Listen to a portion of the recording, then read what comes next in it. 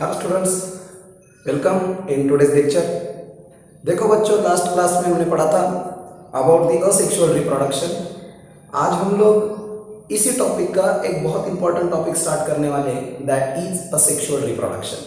तो देखो बच्चों, पहले लेक्चर्स में हमने असेक्सुअल रिप्रोडक्शन के वेज मैंने आपको पढ़ाए थे कि ऑर्गेनिज्म कौन कौन से वेज से असेक्सुअल रिप्रोडक्शन को परफॉर्म करता है। ठीक है, आज हम लोग देखेंगे बच्चों अबाउट द सेक्सुअल रिप्रोडक्शन। ठीक है, तो देखो जो हायर ऑर्गेनिजम्स होते हैं, हायर ऑर्गेनिज्म का मोस्ट फीचर है, मोस्ट इंपॉर्टेंट फीचर है, that is the sexual reproduction. ठीक है, ऐसा नहीं है कि लोअर ऑर्गेनिज्म सेक्सुअल रिप्रोडक्शन नहीं दिखाते, लोअर ऑर्गेनिज्म भी सेक्सुअल रिप्रोडक्शन दिखाते हैं, लेकिन थोड़ा सा कॉम्प्लेक्स टाइप का मैकेनिज्म आपको हायर प्लांट में नजर आता है सेक्सुअल रिप्रोडक्शन का। ठीक है, सो पहले स्टार्ट करते हैं कि एक्चुअल सेक्सुअल रिप्रोडक्शन होता क्या है। ठीक है, सो देखो बच्चों, sexual reproduction it is a process, ये एक प्रोसेस है in which new individual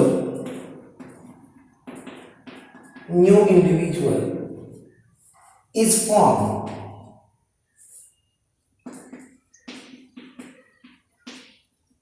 by the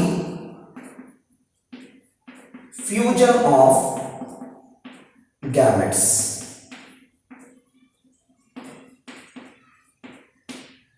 एक ऐसा प्रोसेस जिस प्रोसेस में क्या होता है, न्यू इंडिविजुअल बनता है, और किसके वजह से बनता है, तो गैमेट के फ्यूज होने की वजह से बनता है। तो इसे हम कहते हैं बेसिकली सेक्सुअल रिप्रोडक्शन। अब अगर सेक्सुअल रिप्रोडक्शन की हम बात करेंगे बच्चों, तो सबसे इंपॉर्टेंट चीज ये ध्यान में रखना कि they are commonly called as a amphimixis. हम बेसिकली सेक्सुअल रिप्रोडक्शन को एक नाम देते हैं, दैट इज द एम्फीमिक्सिस। जैसे हमने असेक्सुअल रिप्रोडक्शन को भी एक नाम दिया था, देखो, that is the apomixis.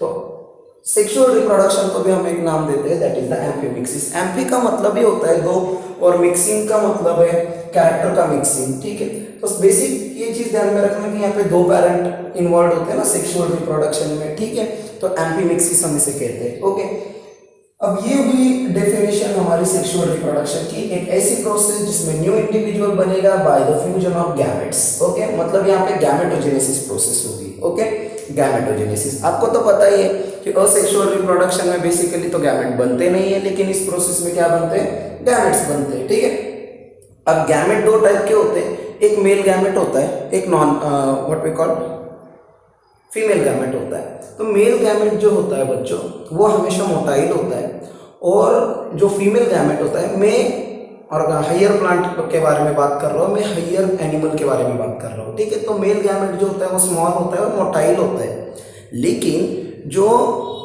Female gamete होता है वो लार्ज होता है और नॉन मोटाइल होता है। अब वो फीमेल गैमेट नॉन मोटाइल क्यों होता है, to conserve the energy for the fertilization. Fertilization के लिए एनर्जी को कंजर्व करना है, इसलिए फीमेल गैमेट जो होता है वो हमेशा ध्यान में रखना बच्चों नॉन मोटाइल होता है। ठीक है, सो सेक्सुअल रिप्रोडक्शन, तो इसमें गैमेटोजेनेसिस होगा, तो मेल गैमेट बनेगा और फीमेल गैमेट भी बनेगा। मेल गैमेट अगर बनेगा तो एनिमल के बारे में अगर मैं बात करूं तो स्पर्मेटोजेनेसिस का नाम देंगे। ठीक है, और अगर फीमेल में अगर बात करूंगा तो oogenesis का नाम देंगे। ठीक है, सो sexual reproduction it is an most elaborate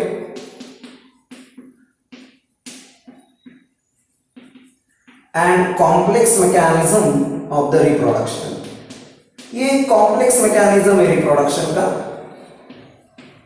जितना आसान मैकेनिज्म हम असेक्सुअल रिप्रोडक्शन में देख रहे थे, उतना आसान मैकेनिज्म आपको सेक्सुअल रिप्रोडक्शन में देखने को नहीं मिलेगा। सो ये सबसे कॉम्प्लेक्स और इलेबोरेट टाइप का मैकेनिज्म है of the reproduction, and slower than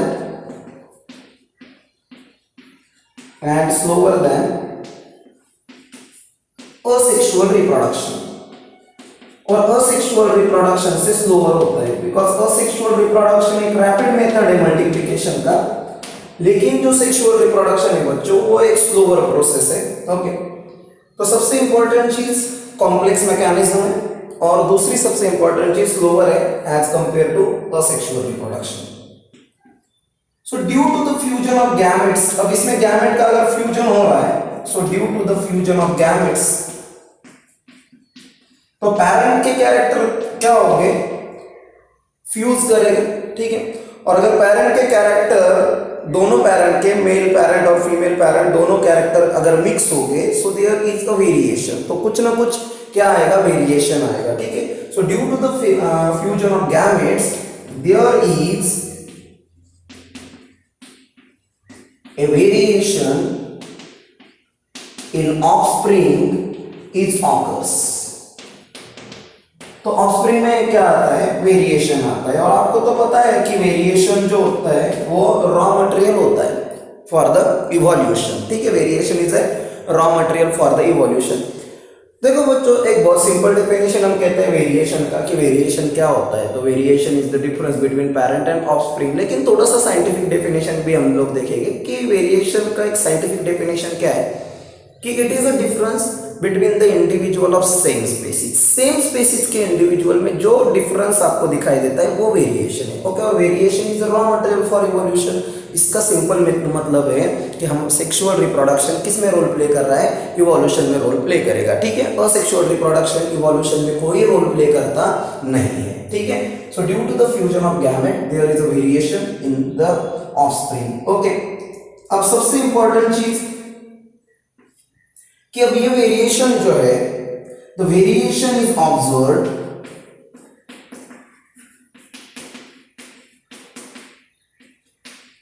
morphologically. आपको मॉर्फोलॉजिकली मतलब एक्सटर्नली वेरिएशन दिखेगा ऑफस्प्रिंग में और पेरेंट्स में,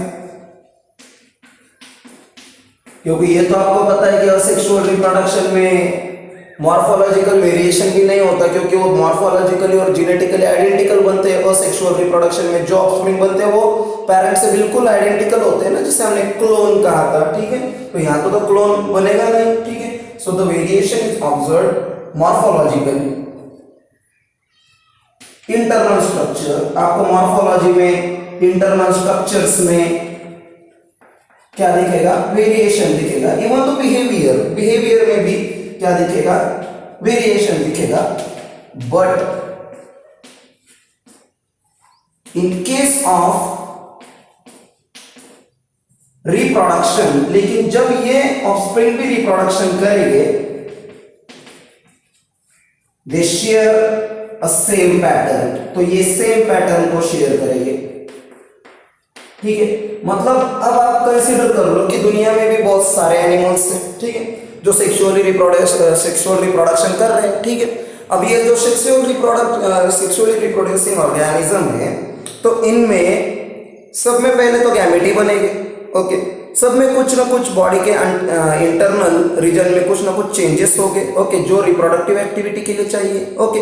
तो जब ऑर्गेनिज्म इस स्टेज में आएगा, रिप्रोडक्टिव स्टेज में आएगा, ओके, उसका मॉर्फोलॉजी, उसका इंटरनल स्ट्रक्चर या उसका बिहेवियर ये डिफरेंट चीज हो सकती है, लेकिन उसका जो रिप्रोडक्टिव एक्टिविटीज का जो बिहेवियर है वो पैटर्न बिल्कुल सेम होगा, ठीक है। तो कोई भी इंडिविजुअल हो जो सेक्सुअल रिप्रोडक्शन को परफॉर्म कर रहा है, तो वो इंडिविजुअल में सबसे इंपॉर्टेंट पहली चीज होगी तो गैमेटोजेनेसिस ही होगा, गैमेट फॉर्मेशन ही होगा, ठीक है। अगर हाइयर एनिमल्स से, अगर प्राइमेट्स में बिलोंग कर रहा है, प्राइमेट्स जैसे कि हम लोग, ओके, तो फीमेल में मेंस्ट्रुअल साइकिल जैसे कुछ साइक्लिक चेंजेस हो गए उसके बॉडी में, ओके, तो ऐसे भी होगा। उसके बाद तीसरा इवेंट कुछ ना कुछ आएगा, like what we called as a fertilization होगा, तो ये सब सेम पैटर्न होगा। और फिर सब हाइयर रिप्रोडक्टिव ऑर्गेनिजम्स जो है, ओके, तो उसमें आपको जाइगोट ही बनेगा, जाइगोट के बाद क्लीवेज होगा, फिर मोरियोला बनेगा, फिर ब्लास्टुला बनेगा, फिर गैस्ट्रोला बनेगा, फिर ऑर्गन का फॉर्मेशन होगा।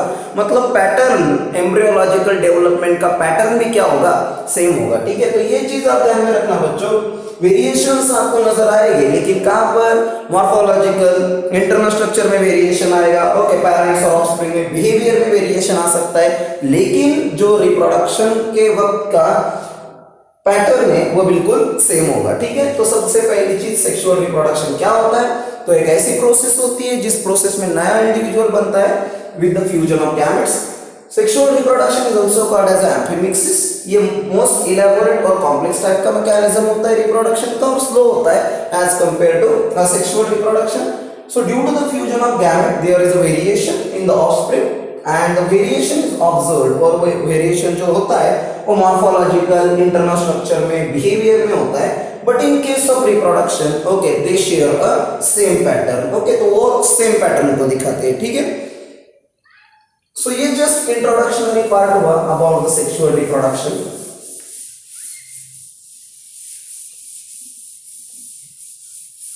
अब देखो बच्चों कोई भी ऑर्गेनिज्म हो जब वो बर्थ लेता है ओके तो जैसे ही वो बर्थ लेता है तो उसके बॉडी की ग्रोथ फिजिकल ग्रोथ होना स्टार्ट होती है ठीक है तो एक पर्टिकुलर एज तक बॉडी की क्या होती है फिजिकल ग्रोथ होती है ओके और वो जो एज है जिसमें ऑर्गेनिज्म की सिर्फ फिजिकल ग्रोथ होती है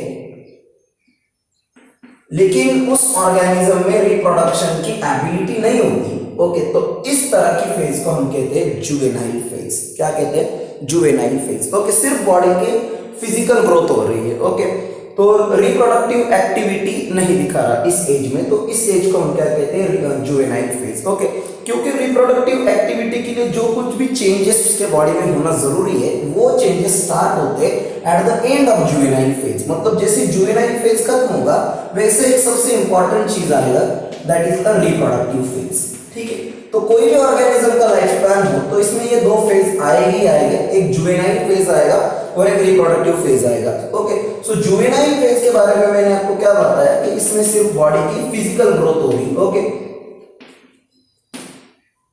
और रिप्रोडक्टिव फेज में organism is able to reproduce organism reproduction कर सकता है एबल टू रिप्रोड्यूस ठीक है सो ये जो जुवेनाइल फेज और रिप्रोडक्टिव फेज है ऐसे नहीं है कि सिर्फ एनिमल में आती है ओके ये फेज प्लांट्स में भी आती है ठीक है ये फेज प्लांट्स में भी आती है और सबसे इंपॉर्टेंट चीज कुछ एडिशनल फेजेस भी होते हैं प्लांट्स में ठीक है जैसे सीनेसेंट फेज आती है ओके जिसे हम एजिंग फेज कहते हैं तो ये भी फेज प्लांट्स में आपको नजर आएगी ओके तो जुवेनाइल फेज फिजिकल ग्रोथ होगा और रिप्रोडक्टिव फेज में organism is able to reproduce okay हाँ अब ये अगर हम प्लांट के बारे में थोड़ा सा बात करेंगे तो इन case of plants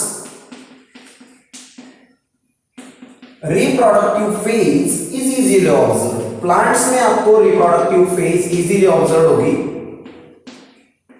is easily observed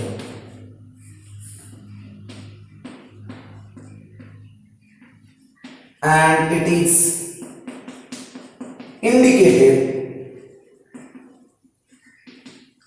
by the initiation of flowering तो जैसे ही फ्लावरिंग आना स्टार्ट होता है तो इसका मतलब प्लांट की जुवेनाइल फेज एंड हो चुकी है और कौन सी फेज स्टार्ट हो चुकी है that is A reproductive phase start हो चुकी है ठीक है सो ये चीज ध्यान में रखना कि प्लांट्स में रिप्रोडक्टिव फेज हमें इजीली ऑब्जर्व होती है okay and it is indicated by the initiation of flowering okay हाँ लेकिन ये कौन से प्लांट्स में आपको नजर आएगा ये आपको नजर आएगा annual plants okay annual plant का मतलब होता है कि पूरे ईयर्स में अगर आप उस प्लांट का क्या ले रहे हो what we called as a production ले रहे हो ओके जैसे आपको पता है पी प्लांट्स ओके जिसका लाइफ स्पैन 3 या 4 मंथ्स का होता है तो इसमें आपको नजर आएंगे कुछ प्लांट्स बाइनियल्स होते हैं तो इसमें आपको नजर आएंगे ओके ये फेज आप इजीली डिस्टिंग्विश कर सकते हो कि जुवेनाइल फेज कितने मंथ का था और रिप्रोडक्टिव फेज कब है ओके लेकिन जो पेरिनियल प्लांट होते हैं पेरिनियल प्लांट मतलब जो 100 साल से ज्यादा तक जीते ओके तो ऐसे जो प्लांट्स होते हैं it is very difficult to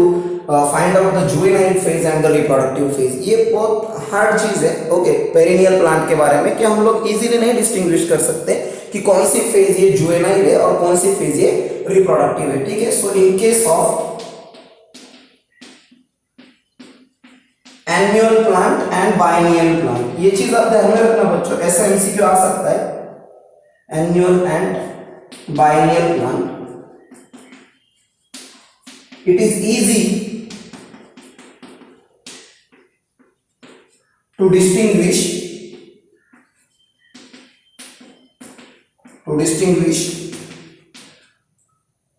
the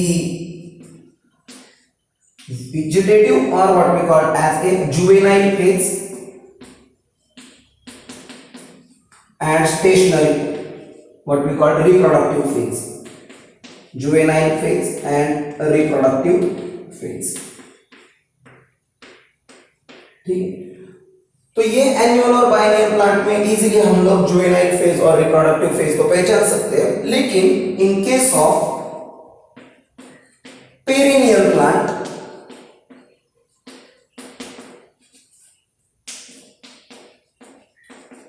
it is difficult to distinguish between these two phases. Okay, तो ये दो फेज हमें पेरिनियल प्लांट में इजीली आइडेंटिफाइड नहीं होगी। ओके, बुक में एनसीईआरटी बुक में हमें दो एग्जांपल्स दिए बच्चों। एक पहला एग्जांपल दिया है बाम्बू स्पीसीज का, ठीक है। तो ये जो बाम्बू स्पीसीज है, तो इसे उसके पूरे लाइफ स्पैन में सिर्फ एक ही बार फ्लावरिंग आता है। ओके, तो ऐसे प्लांट्स को हम कहते हैं दैट इज मोनोकार्पिक प्लांट। क्या कहते हैं? Monocarpic plant. सिर्फ एक ही बार फ्लावरिंग आता है, वो 50 to 100 इयर्स के बीच में आता है। ओके, तो एक ही बार फ्लावरिंग आता है। ओके, तो ये मोनोकार्पिक प्लांट है। तो इसमें हम इजीली आइडेंटिफाइड नहीं कर सकते कि जुवेनाइल फेज कौन सी और what we call as a reproductive phase कब है। और वो बाम्बू स्पीसीज जो होती है, इसमें एक ही बार फ्लावरिंग आती है। जब फ्लावरिंग एंड हो जाती है तो उस प्लांट की डेथ होती है। आप देखो, मैंने एक चीज आपको बताई थी कि प्लांट्स में ऐसे फेजेस है, जैसे juvenile phase, reproductive phase, senescent phase और फोर्थ फेज था हमारा दैट इज द डेथ। ये चार फेज आते हैं। अब आप सोचो, पहला जो फेज था, first phase, okay, juvenile phase, ये बाम्बू स्पीसीज में आपको कंसीडर करो, हम 50 इयर्स के बारे में बात करेंगे। ओके, तो 50 इयर्स तक थे। अब सेकंड फेज आया that is what we call as a reproductive phase. तो रिप्रोडक्टिव फेज में फ्लावरिंग है, ओके, आफ्टर 50 इयर्स।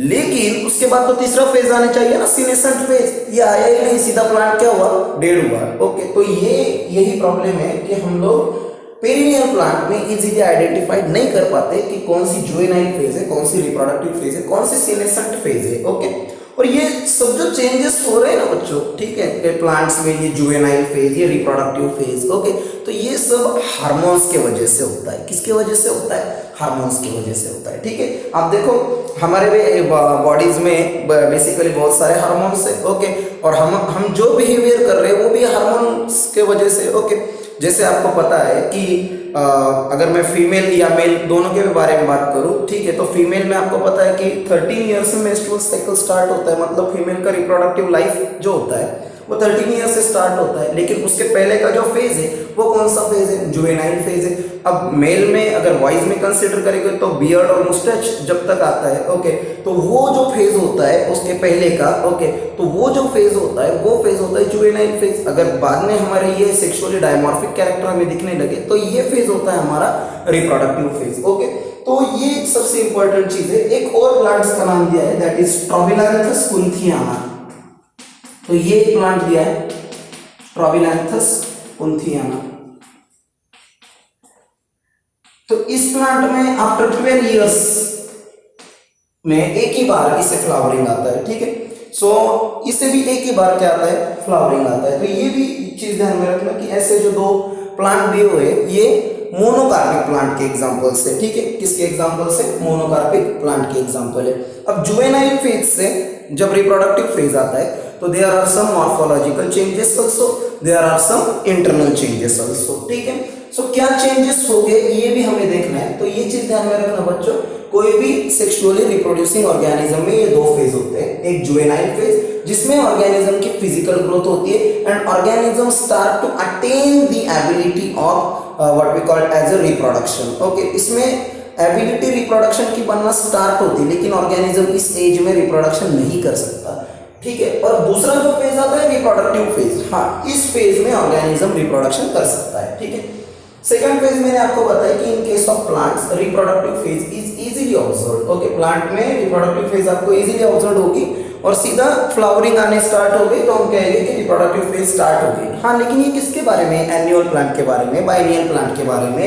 ठीक है, लेकिन पेरिनियल प्लांट के बारे में हम लोग ये इजीली नहीं कह सकते। Okay, it is very difficult to distinguish this two phases. और उसके मैंने आपको दो एग्जांपल दिए, जैसे बाम्बू स्पीसीज के बारे में बताया और स्ट्रोबिलैंथस कुंथियाना के बारे में बताया। ठीक है, हाँ, अब क्या होता है बच्चों, जैसे मैंने आपको बताया कि व्हाट वी कॉल प्लांट्स में, ओके, ऐसे कुछ फेजेस होते हैं। ओके, जैसे मैंने आपको बताया जुवेनाइल फेज होता है। दूसरा फेज मैंने आपको बताया that is A reproductive phase होता है। तीसरा फेज मैंने आपको बताया दैट इज एक सीनेसेंस होता है, और एक फोर्थ फेज भी आता है ओके कि जिसमें क्या होते हैं जो प्लांट्स के लीव्स होते हैं या फ्रूट्स होते हैं उनका ड्रॉपिंग होता है, ठीक है। तो ऐसा भी एक फेज आता है और फिर बाद में डेथ होती है, ठीक है। तो इस तरह से ये पार्ट था हमारा regarding to the introduction of the sexual reproduction, ठीक है। हाँ, तो अब हम चेंजेस के बारे में बात कर रहे थे, क्या क्या चेंजेस होने वाले हैं।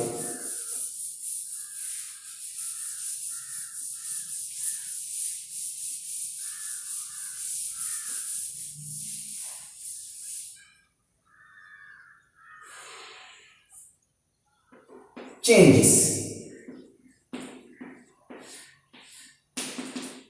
तो देखो बच्चों, during the reproductive activities there are some, in case of mammals there are some cyclic changes are occurs. कुछ साइक्लिक चेंजेस होते हैं in case of mammals, there are a cyclic changes occurs in the ovary।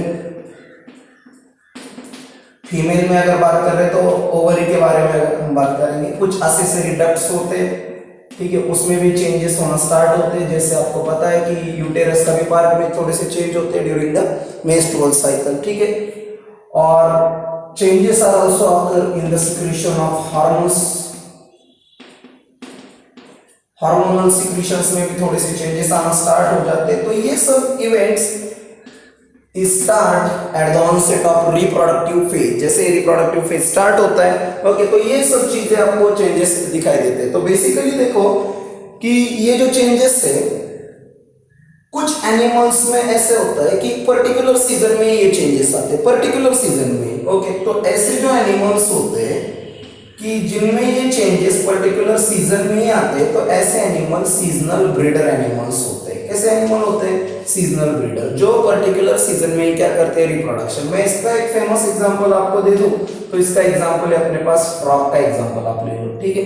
तो frog आपको पता है सिर्फ rainy season में ही क्या कर रहा है, what we call as a reproduction दिखा रहा है, तो वो एक सीजनल ब्रीडर एनिमल में होगा। लेकिन एनिमल्स में, ह्यूमन बीइंग में अगर आप देखोगे तो ह्यूमन में थ्रू आउट द ईयर वो क्या कर सकता है? रिप्रोडक्शन एबिलिटी दिखा सकता है, ठीक है। तो इसका सिंपल मतलब है कि हम लोग बिलोंग करते हैं कंटिन्यूअस ब्रीडर एनिमल्स से। कहां से? कंटिन्यूअस ब्रीडर एनिमल, ठीक है। तो कुछ एनिमल सीजनल ब्रीडर हो गए, तो कुछ एनिमल कंटिन्यूअस ब्रीडर हो गए, ठीक है। हाँ, अब सबसे इंपॉर्टेंट चीज, कुछ एनिमल ऐसे भी है ओके, अभी यहाँ पे एग्जांपल दे दूं मैं, ठीक है। तो कुछ एनिमल ऐसे भी है बच्चों कि जिनमें क्या हो रहा है, ये जो चेंजेस हो रहे हैं ओके, तो ये चेंजेस दो साइकिल में डिवाइड हो रहे हैं। कुछ एनिमल्स में सिर्फ एक हीट पीरियड जनरेट होता है, हीट पीरियड ओके।